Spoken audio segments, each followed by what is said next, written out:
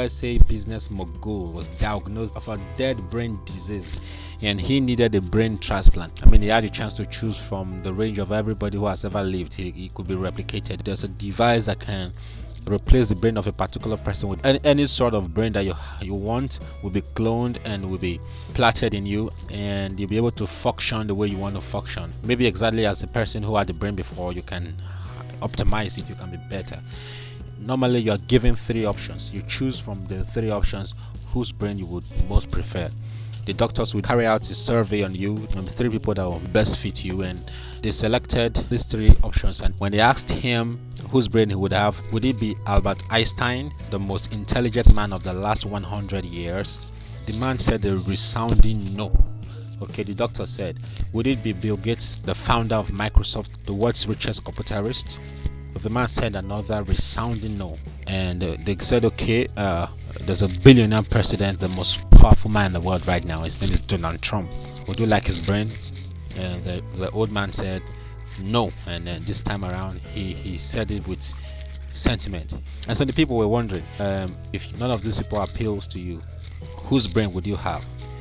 And the dying man specifically asked for the brain of any poor Pentecostal Christian from Nigeria. And that's because the brain of a poor Nigerian Pentecostal Christian is always fresh and unused. And the key word is specifically. I mean, you can say that was insulting, and you may even say that was religionistic. But before we condemn the dying man to an early grave with an accelerated transition, let's review the facts. Now, have you ever heard people say, use your head? What do you think they are trying to say when they tell you that? Truth is, what they mean to say is, make your brain sweat so that your life can be sweet.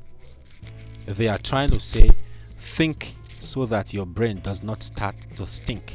They are saying, work from your head office.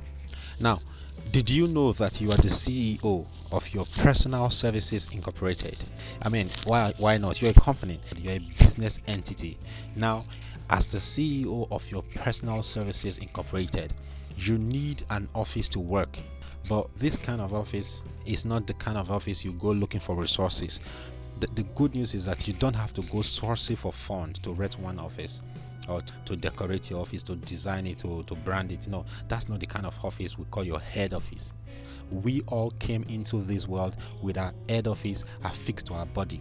All right, it's in your head. Your head office means there is an office in your head, and that office is called your brain. All right, it's what makes you different from every other creature. The human being is a higher animal. Now, what we have, the unique difference between human beings and animals, what separates us from every other creature, is the power of imagination and the ability to create and solve problems. The ability to take what we have and make it better. Our job as humans, as opposed to animals and every other creature, is not just about coming to eat and let the days pass. To take what we have, what we've been given, all the resources we've been handed by nature and God, and transform it into something better, so that the generation after us can have a richer and better experience on this plane called the earth. So, question I have for you once again is, what are you doing with and in your head office? There's an office in your head, it's called the brain. What are you doing with it? What are you doing inside your head? What are you doing with your head? Do not die in the rain or storm of life. Instead, brainstorm your way, brainstorm yourself out of it, and work things out using your head office. And remember, you are the most creatively created creature, created by the most creative, uncreated creator. You were created to create, recreate, and procreate. I remain your friend on the other side of the screen, and my name is Famous.